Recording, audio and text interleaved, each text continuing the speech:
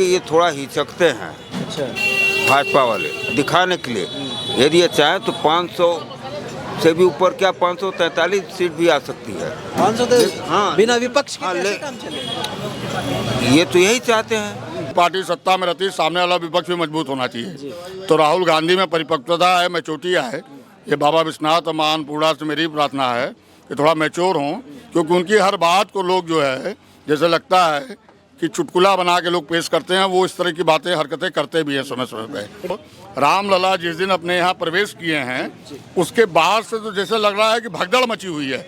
इंडी गठबंधन हो कि और भी विपक्ष के लोग हों, मतलब इस तरह की भगदड़ मची है कि लगता है कि जैसे भगवान उनकी बुद्धि खोल दे रहे, चक्षु ज्ञान, कि जो थोड़ा बहुत भी समझदार कहा कि तमाम मोदी जी ने कुछ बोला था कि पान में क्या कुछ नहीं, पान में बोले थे चूना मत लगाना, मतलब कि हम लोग चूना न लगाए इसके वजह से, मगर ऐसा और कुछ बोले नहीं थे। और कौन कौन से नेता? मेरा नाम विशाल सिंह है और आप ट्रेंड भारत देखना शुरू कर चुके हैं। मैं इस समय 80 पे हूँ और 80 के पप्पू की चाय की दुकान पे हूँ।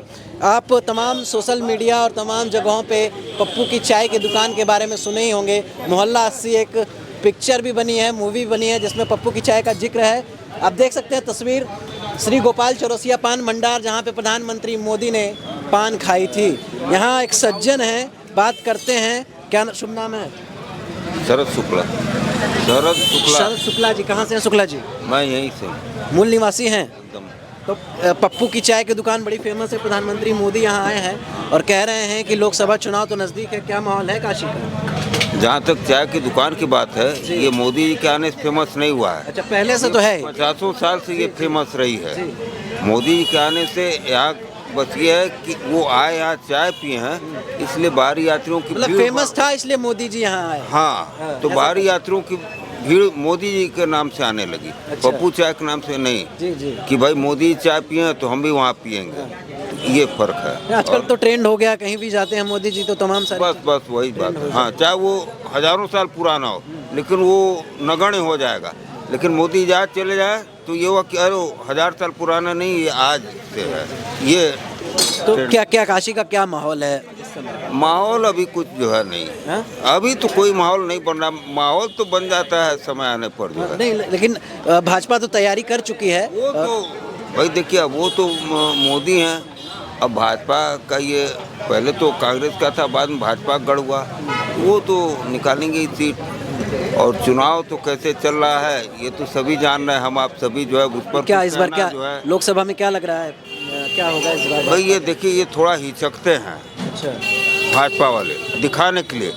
यदि ये चाहे तो 500 से भी ऊपर क्या 543 सीट भी आ सकती है। 500 तो हाँ। बिना विपक्ष के हाँ, कैसे ले- काम चलेगा? ये तो यही चाहते हैं भाई। बिल उन्होंने कहा आपकी बार 400 पार।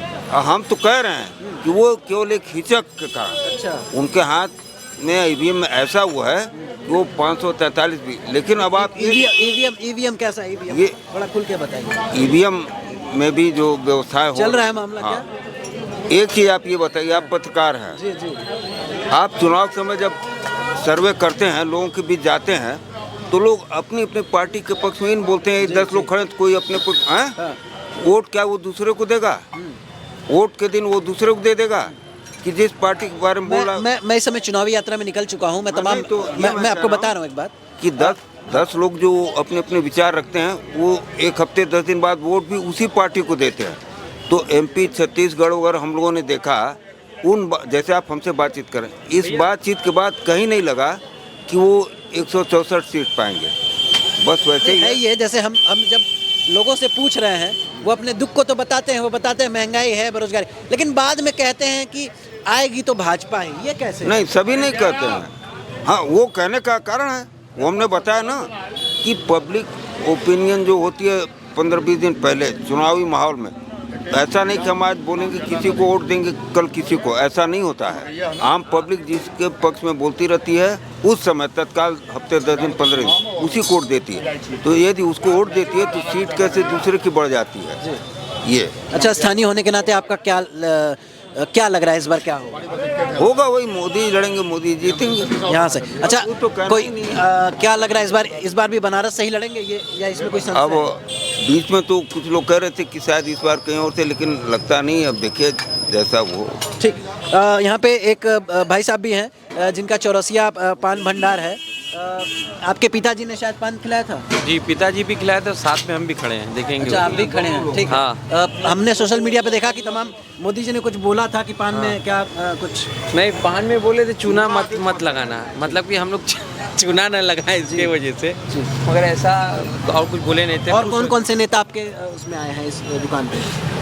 अखिलेश भी आए हैं, कई लोग आ चुके हैं। अच्छा। इसके लिए क्या लग रहा है इस बार क्या है माहौल? इस बार क्या है? इस बार तो माहौल उन्हीं का है, मोदी जी का है। लेकिन कुछ लोग कह रहे हैं संशय है यहाँ से चुनाव लड़ने में। नहीं, कोई ऐसा तो नहीं समझ में आ रहा हम लोग को, उनके सिवाय तो कौन है, कोई नहीं है। ठीक है, आप अपना काम कर रहे हैं, इस वजह से बहुत आपको नहीं करूँगा।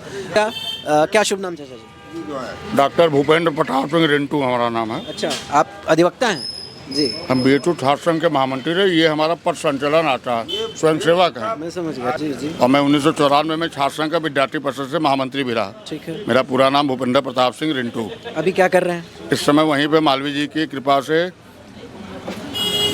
सामाजिक विज्ञान संकाय है, उसका एक सेंटर है, समन्वित ग्रामीण विकास केंद्र। वहाँ मास्टर डिग्री कोर्स चलता है MA का, उसमें मैं प्रोजेक्ट ऑफिसर हूँ। संघ के किसी दायित्व में हैं आप?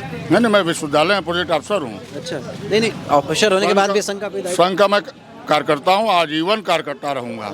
और संघ एक ऐसा संगठन है जो न राजनीतिक है, वो केवल देश के लिए सोचता है, देश के बारे में सोचता है, और देश के हर नागरिक के प्रति उसकी भावना ये है कि सभी लोग सुखी रहें, प्रसन्न रहें, और कितना अच्छा से अच्छा देश में जो कर सकें, उसी से निकले एक कार्यकर्ता के रूप में आपको मोदी जी दिखाई दे रहा है। अच्छा, राहुल गांधी ने तमाम अपने जो भाषणों में, तमाम डिबेटों में आजकल भाजपा को नहीं टारगेट करके RSS को टारगेट कर रहे हैं। चलिए, अगर उनको ऐसी सद्बुद्धि आई है तो भगवान उनको सद्बुद्धि दे, क्योंकि इसीलिए टारगेट कर रहे हैं कि आपने कहा कि राजनीति से दूर, संघ क्या राजनीति से दूर है?